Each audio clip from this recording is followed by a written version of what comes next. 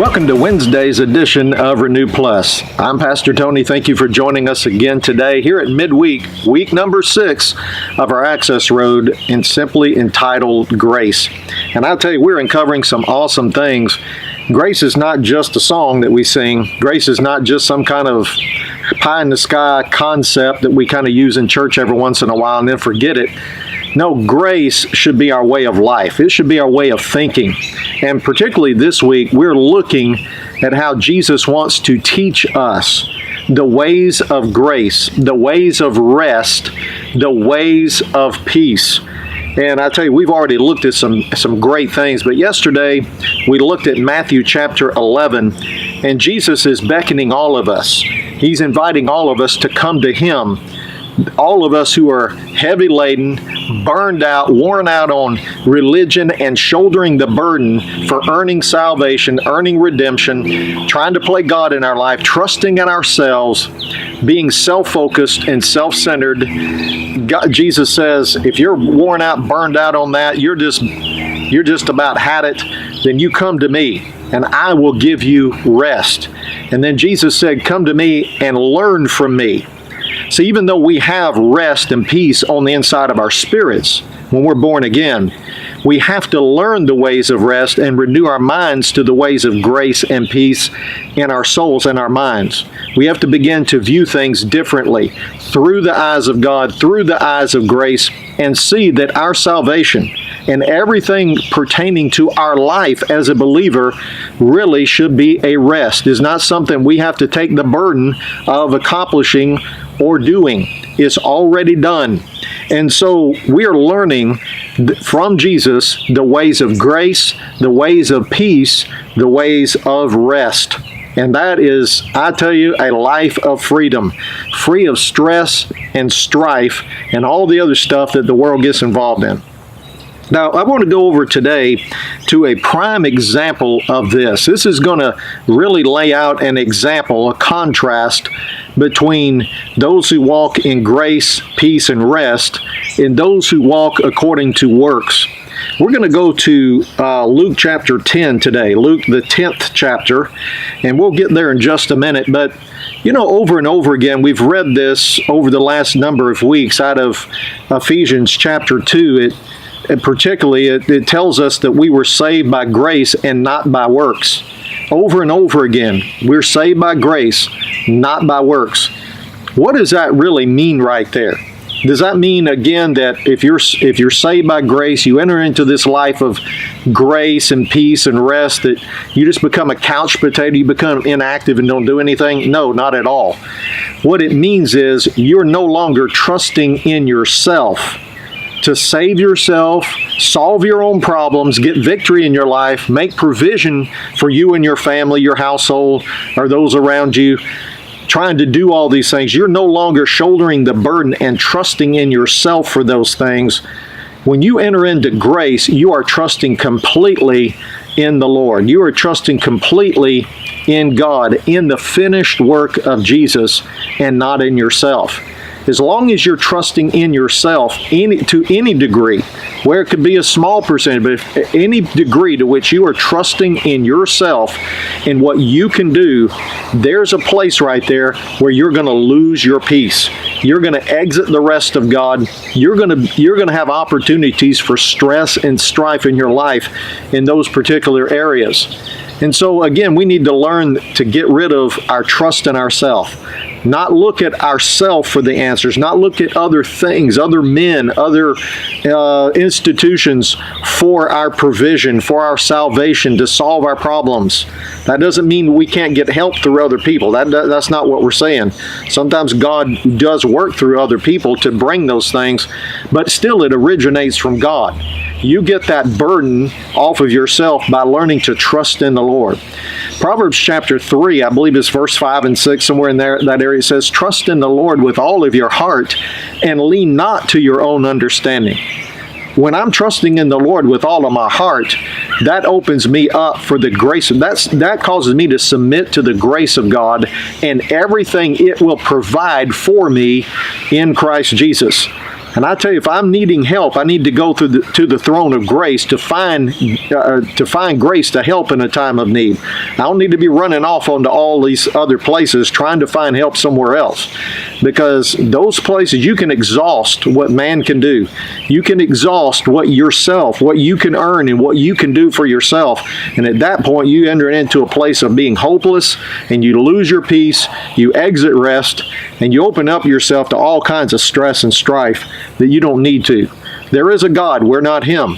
And we need to learn to submit to God, trust in Him, lean on Him entirely with all of our heart, and lean not to our own understanding about things. Now, again, this is a prime example right here of somebody who was learning the ways of grace, peace, and rest, and somebody who was stressed out, in strife, and having no rest in their life, no peace in their life. Now, look here in verse number 38. Luke chapter 10, verse 38. It says, "Now it happened, as they," talking about Jesus and his entourage, his company of disciples, they entered a certain village, and a certain woman named Martha welcomed him into her house. Now, you understand, when she welcomed him into her house, she welcomed them into her house, meaning everybody, okay? And their houses weren't quite as big back then by any stretch of the imagination as ours were. But I want you to see that Martha was a friend. Martha obviously had a previous relationship with the Lord Jesus. This was a friend. When Jesus came to town, Martha welcomed him into her house. But notice in verse 39, "And she had a sister called Mary." Now, this is not Mary, the mother of Jesus. This is another Mary, okay? A sister called Mary, who also sat at Jesus' feet and heard his word. All right, now notice this right here. We got two people. We got Martha, welcomed Jesus into her house. You got Mary sitting at the feet of Jesus, listening to his word. But then verse 40, it says, "But Martha was distracted with much serving. And she approached Jesus and said, Lord, do you not care that my sister has left me here to serve alone? Therefore tell her to help me." So we have Mary, the sister of Martha, who is sitting at the feet of Jesus while Jesus is obviously talking and teaching. Now, I'll tell you, if the master's in the house, if somebody like Jesus is in your house, that's not the time to be, vacuuming and carried about with a lot of doing and activity. You need to be doing what Mary's doing right here. Now, to a self-righteous person who is basically absorbed in their own activities and what they can do, carrying the burden around for, making everybody happy and doing things all the time, what Mary's doing right here is probably despicable. But we're going to find out that's not the case. We see somebody sitting at the feet of Jesus, hearing what Jesus is saying. But then you have Martha, who is in the kitchen. She's trying to go about, and she's scurrying about with all her activities. She's trying to prepare things, clean up, make things right for the company that came into her house, that she welcomed into her house. So, but notice it says right here, in the way it's worded, it says Martha was distracted with much serving. She was distracted. Distracted from what? Distracted from Jesus and from learning at the feet of Jesus. Now, she's not doing something evil. Martha's not an evil person. She's not necessarily what we would call a sinner in the descriptive word, where she's just, she's committing some kind of sin in the kitchen. She's not an evil person doing something evil. She just has her priorities out of line. See, if you have misplaced trust, you're going to have misplaced priorities in your life. Because you have misplaced trust, you're going to see things from a wrong perspective many times, and you're going to develop priorities that in the world's view is right. In man's view, it's right. Maybe in your own eyes it's right, but really in the long-term scheme of things, you're not helping yourself at all. And this is what's going on with Martha. She was distracted with much serving. Serving is a good thing. It's a noble thing. But when it distracts you away from hearing and learning from Jesus the ways of rest, I can tell you that's not a good thing. So notice, and she approached Jesus. She finally just stewed in her own juice to the point she got fed up with this whole thing. I tell you, it came to a boil. You can just see her in there.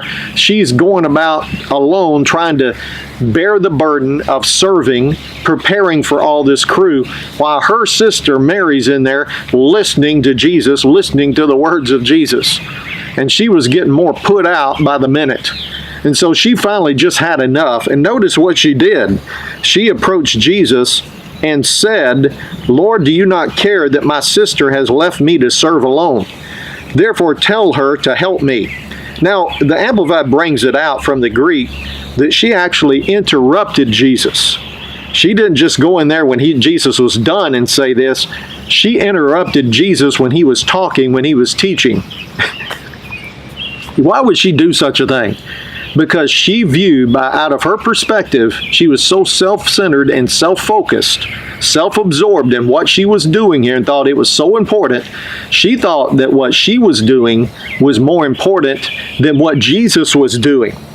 There is a problem right here in her own heart and her own perspective. Now, notice she interrupted Jesus and she said, "Lord, do you not care that my sister has left me here to serve alone? Therefore tell her to help me." Now, where's Mary at this point? She's still sitting at the feet of Jesus.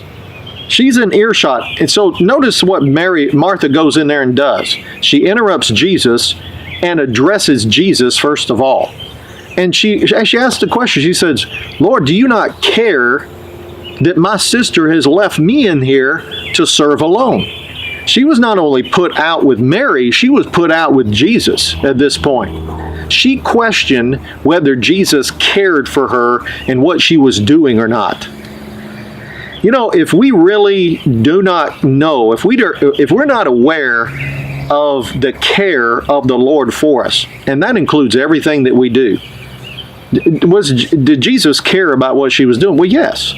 But what she was doing was not more important than what Jesus was doing and what Mary was doing at this point. But if you do not know that Jesus cares for us, if you don't know that the Lord cares for you, then you're going to take the burden and the care on yourself to try to do things in stress and in strife and in your own self-effort to try to do things that you can leave to the Lord and he can carry out in peace. Now, we're talking about somebody right here, Jesus, who multiplied a boy's lunch, a few loaves and fishes, and fed thousands out on the multitude one day. I mean, we're talking a lot less crowd in there in her house that day than what was out in that hilltop when Jesus fed the multitudes. He did that twice, I can tell you. So we see that she's talking to somebody who could provide better than what she could do. Now, again, that's not important, and that doesn't mean that Jesus didn't appreciate what she was doing, but she was not only trying to do it externally, involved in activity, she was taking the burden of trying to provide for that whole crowd that day, when she should have been in there listening to the message, the words of Jesus. And so she says, right in front of her sister Mary, you got to get this, she's addressing Jesus in front of her sister. She said, "Teacher, Lord, don't you care that my sister has left me here to serve alone?" I want you to see that right there. She sees herself shouldering this thing alone. See, this is really what self-centeredness does. Self-righteous people will see things that I'm the only one doing this. I'm having to do this by myself. The Lord's not helping me. Mary's not helping me. Nobody's helping me. I'm in here to do all this stuff alone. You can see the stress, the burden that she's facing, and now it's gone into strife. Strife with Jesus, strife with Mary. She was probably mad at everybody that day. I tell you, that is just not a good place to be right here. You know, when you're trying to shoulder the burden and you're taking, and it's not only external, it's not just hard work on the outside. You've now allowed this burden to get down the inside of you. You've exited the peace of God. You've exited the rest of God. Now you're vulnerable to stress and strife in your life that should not be manifesting in our life at all. Now, again, this is a good person. Martha's a really good person. She knew the Lord. She referred to him as Lord. But yet she was in stress and in strife because she was not at inward rest, because she was trying to do all this stuff by herself. And he says, therefore, tell her to help me. Now, at this point, she's really believing that Jesus is going to rebuke Mary for leaving Martha in there to serve alone, and tell Martha, get up and go in there, because really what I'm saying to you is not that important. Go in there and help your sister right now. Well, we're going to find out tomorrow in tomorrow's podcast how Jesus reacts to this and what we can learn out of it. But that's all the time I've got for today. So if you'd like additional materials, resources, information, go to tonycowan.org. Join us again tomorrow as we pick up right here and learning the ways of grace and rest. We'll see you tomorrow.